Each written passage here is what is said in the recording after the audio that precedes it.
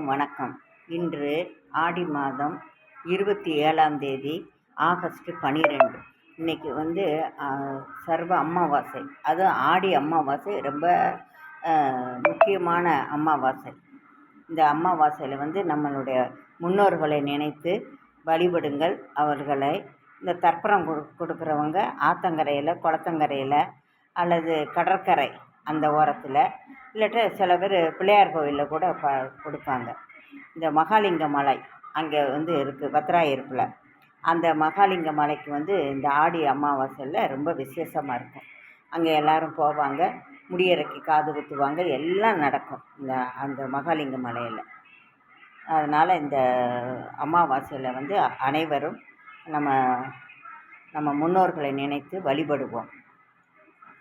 என்னுடைய கவிதைகள் 5. 1000 நட்சத்திரங்கள் வானில் இருந்தாலும்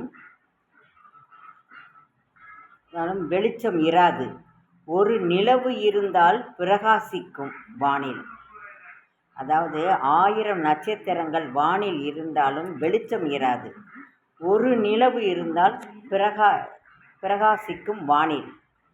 2வது, சிற்பம் செதுக்குவதால் அழகு வரும் என்றில்லை, வேண்டாததை வெளியேற்றுவதால் தான் அழகு வரும்.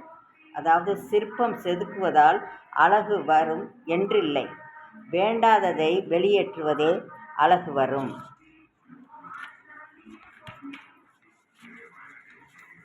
3வது, பிறருக்கு கொடுத்து ஏழையாவது பெருமை.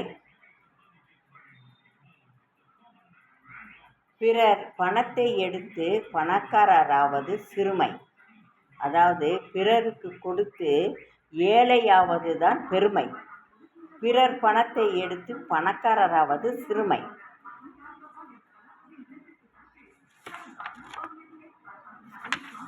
அடுத்து 4வது, தெரிந்ததை பகிர்ந்து கொள், தெரியாததை அறிந்து கொள்.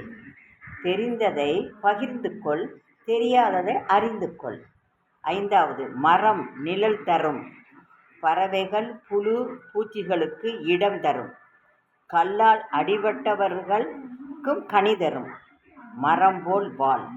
அதாவது மரம் நிழல் தரும், பறவைகள் புழு பூச்சிகளுக்கு இடம் தரும், கல்லால் அடிபட்டவர்களுக்கும் கனி தரும், மரம் போல் வாழ்.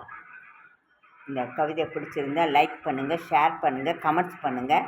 சப்ஸ்கிரைப் பண்ணாதவங்க சப்ஸ்கிரைப் பண்ணுங்கள். நன்றி, வணக்கம்.